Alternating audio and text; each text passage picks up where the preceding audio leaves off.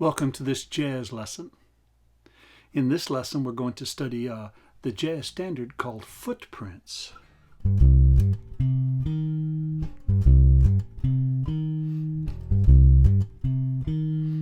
You probably know that bass line. This song is real identifiable by this bass line. Ron Carter played this played the bass on this recording with Miles Davis, and it's a jazz classic, became a standard that everybody plays. There's a number of interesting things about the song. One of them is, listen to this.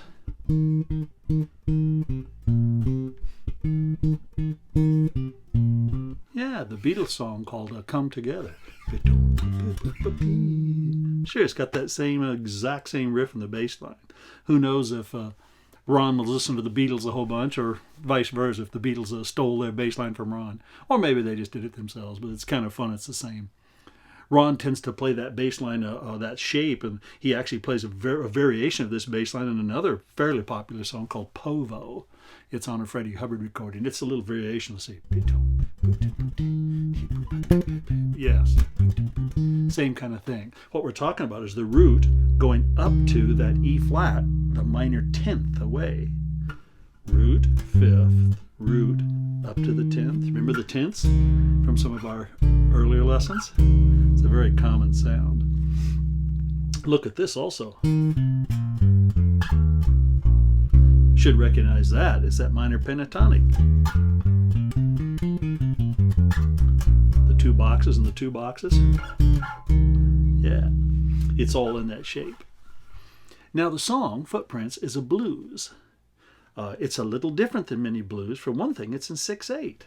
1, 2, 3, 4, 5, 6. 1, 2, 3, 4, 5, 6. 1, 2, 3, 4. It's a jazz waltz, but a jazz waltz in 6. It's more 6 than it is 3. It's a little longer feeling. Also, too, it goes to the 4 chord, but Ron doesn't jump to the F, which would be 4. He goes this. He starts with the C, but he plays the F, but he plays fourths. So here's the first part, C minor, 4 chord. Yeah, it's very close. Then it doesn't go to the 5 chord, it goes to D7, the 2 chord. But like many jazz tunes, it's technically diatonically not necessarily correct. The 2 in C minor would be a D minor 7 flat 5. This is just a D dominant 7. Then it goes D flat 7. And then back to the C minor. Let me play through the form once on the bass. I mean, just the bass line, okay? I'll count it for you. Here we go. 1, 2, 3, 4, 5, 6. 4, 5, 6. 5, 6.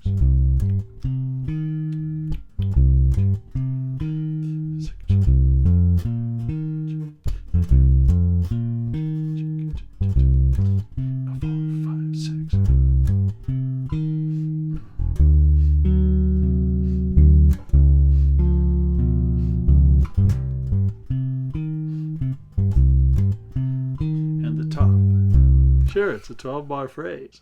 So again, C minor to F minor, back to C minor, then D7 to D flat 7, and to C minor. Let me play the melody along with this now. I'm going to record the bass line, and then I'll add the melody over the top of that, okay? Let's go to that now.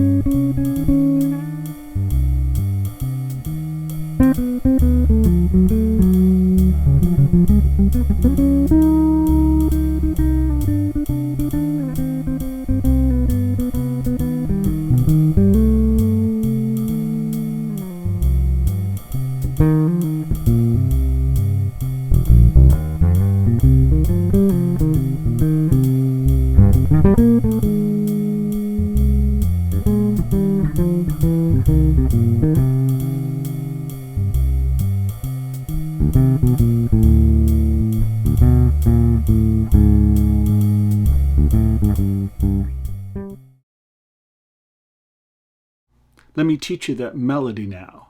It has 3 distinct phrases. I sort of think of it as the 1 chord, then the 4 chord, then the 5 chord, even though it's not technically on the 5. Just watch it, watch the fingering. I'll try to do it real slow, and then you're going to want to play it with the play along, of course, with the video where I'm playing it in time to get the actual time phrasing real well. So here's the first phrase.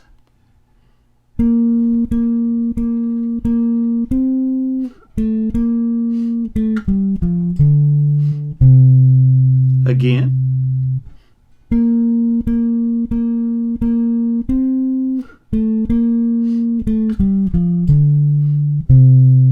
One more time.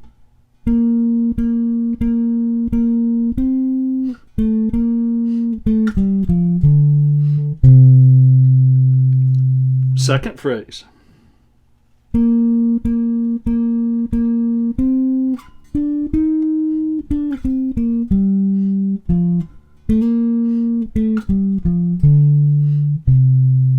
Second phrase again.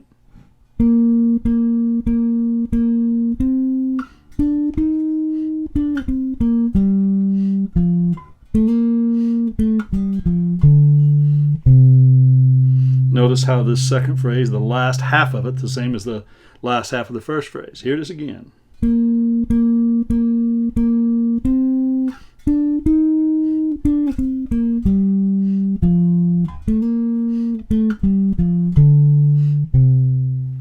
And here's the third phrase. It's a little bit different.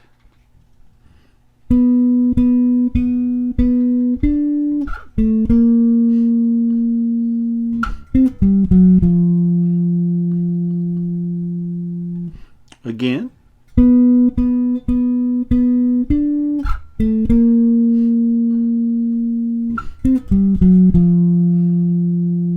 One more time in that third phrase.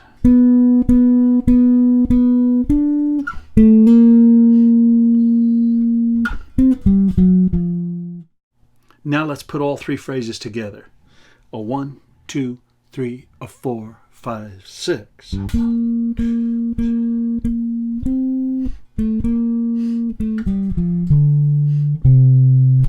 2, 3, a 4, 5, 6. 1, 2, 3. A second phrase coming up.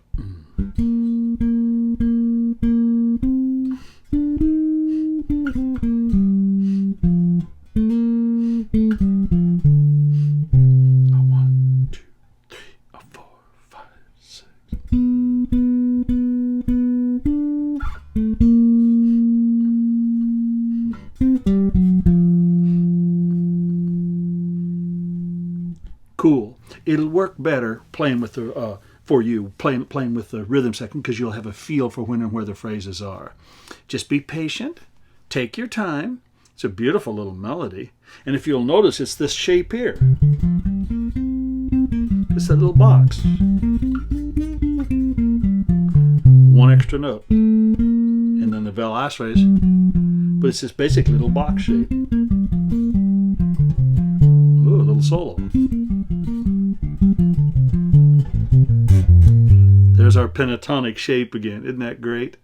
Yeah. You're going to dig this a lot. Again, patience, real slow, and just, make it solid. Make it sound fun. Cool.